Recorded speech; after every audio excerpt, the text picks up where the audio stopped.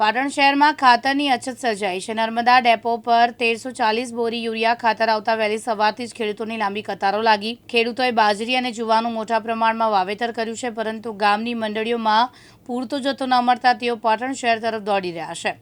નર્મદા ડેપોના ભાવિન પટેલે જણાવ્યું કે દરેક ખેડૂતને માત્ર 5 બોરી ખાતર આપવામાં આવી રહ્યું છે। કેન્દ્ર સરકાર ગુજરાતને ખાતર ફાળવે છે, પરંતુ રાજ્ય સરકાર ઉત્તર ગુજરાતને પૂરતો જથ્થો નથી ફાળવતી। આથી સમગ્ર વિસ્તારમાં યુરિયા ખાતરની અછત સર્જાઈ છે। ખેડૂત વાલ્મસિંહે જણાવ્યું કે ઉનાળુ પાક તૈયાર થઈ રહ્યો છે।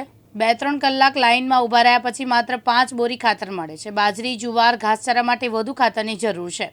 પાટણ શહેર કોંગ્રેસ પ્રમુખ દીપક પટેલે જણાવ્યું કે 3 થી 4 વીઘાના વાવેતર માટે 10 થી 15 બોરી ખાતરની જરૂર પડે। ખેડૂતો તમામ ડેપો પર ફરી રહ્યા છે। સમયસર ખાતર મળે તે માટે સરકારની જવાબદારી છે।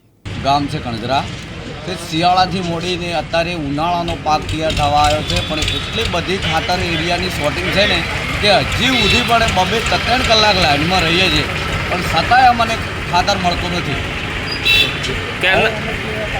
કેટલા દિવસથી આવો છો તમે? અમે લગભગ 3 દિવસથી ધક્કા મારીએ છીએ, પણ ક્યાંય જગ્યાએ ખાતર નથી મળતું। બોલો, એટલી પરિસ્થિતિ ખરાબ આવે છે ખાતરની। હવે અમારે ખાતર વગર કેવી રીતે આ બાજરી છે, જાર છે, ઘાસચારો છે પકવાડો। અત્યારે તમે ખાતરની લાઈનમાં ઊભા છો તો કેટલી થેલીની જરૂરિયાત છે અને તમને કેટલી થેલી આપો? અમારે ખાતર તો 10 થેલીની જરૂર છે, પણ પોસ આલે છે એ પૂરું પોખતું નહીં। તાણી બબે આલે ને એવું બધું છે। તમે કેટલા ટાઈમથી અહીંયા ઊભા લાઈનમાં? કલાકથી। બરોબર।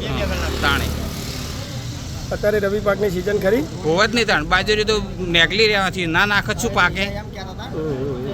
અત્યારે શાનું વાવેતર ચાલુ કાકા? બાજરીનું। બીજું તો નથી, બાજરી છે। કાકા, અત્યારે તમે ખાતરની લાઈનમાં લાગ્યા હો તો શું તકલીફ છે ખાતરની અત્યારે? અત્યારે ઉનાળુ બગડા રહ્યા, ખાતરની શોર્ટ થઈ એટલે મત લાઈનમાં ઊભા। અત્યારે ઉનાળુ ઘાસચારો બધું બગડે રહ્યું, ખાતર છે મળતું નથી। શાનું વાવેતર છે અત્યારે? અત્યારે ઘાસચારો અને ઉનાળુ બાજરીયું। બરોબર। તમારે જોવો એટલું ખાતર મળે છે અત્યારે? આ ખાતર બિલકુલ મળતું જ નથી। ક્યારના તમે લાઈનમાં ઊભા? અમે 2 કલાકથી લાઈનમાં ઊભા। ખાતર મળતું નથી, ખાતરની બહુ શોર્ટેજ છે।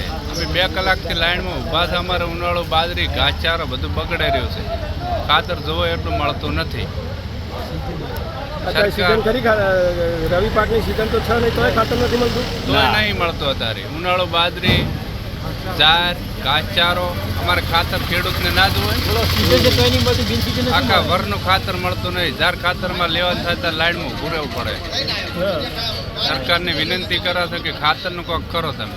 પ્રધાનમંત્રી કિસાન સમૃદ્ધિ કેન્દ્ર GNFCનું આઉટલેટ છે, જ્યાં પાટણ ખાતે હું ભાવિન પટેલ આજે નર્મદા ખેડૂત સહાય કેન્દ્રમાં 1340 બેગ નર્મદા યુરિયા આવેલી છે, જે અમે આધાર કાર્ડથી અને POS મશીનથી દરેક ખેડૂતને 5 થેલી આપીએ છીએ, કારણ કે બધાને વ્યવસ્થિત રીતે વેચાણ થાય, વ્યવસ્થા જળવાય અને સંપૂર્ણપણે ખેડૂતોને પોતાની જરૂરિયાત પ્રમાણે ખાતર મળતું રહે।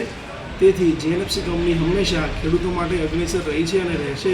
તે માટે GNFC કંપની દ્વારા આજે 1340 બેગનો જથ્થો નર્મદા ખેડૂત સહાય કેન્દ્ર પાટણ ખાતે આવેલો છે અને સંપૂર્ણ રીતના અમે ખેડૂતોના પક્ષે રહી અને ખેડૂતોને વ્યવસ્થિત રીતે વેચાણ કરી રહ્યા છીએ। આજે અત્યારે નર્મદા GNFC કંપનીના ડેપોમાં પાટણ ખાતે ખાતર આવેલું છે। સવારથી જ લાઈનો લાગી ગઈ છે।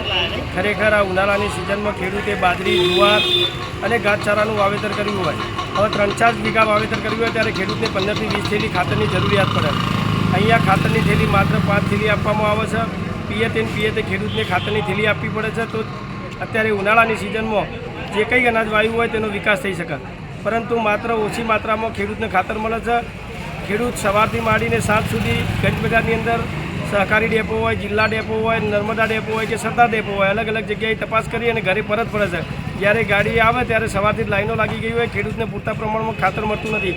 ખરેખર ખેડૂતને સમયસર ખાતર મળી રહે તે જોવાની જવાબદારી આ સરકારની છે। સરકાર દ્વારા તાત્કાલિક યુદ્ધના ધોરણે પાટણ જિલ્લાની અંદર ખાતરની ફાળવણી કરવામાં આવે અને ખેડૂતને આ સમસ્યામાંથી ઉગાડવામાં આવે એવી અમારી માગ છે। અને ખેડૂતને પૂરતા પ્રમાણમાં ખાતર મળી રહેવું જોઈએ, એ આ સરકારની પણ ફરજ છે। તો સરકારે આ ખેડૂતોને તાત્કાલિક ખાતર મળી રહે એવી વ્યવસ્થા ઊભી કરી અને યુદ્ધના ધોરણે ખાતર મળી રહે અને લોકોનો પાક બગડી ના જાય એના માટેની વ્યવસ્થા સરકારે કરવી જોઈએ। હાર્દિક સોલંકી સાથે ઉપેશ પંચાલ, દિવ્યાંગ ન્યૂઝ પાટણ।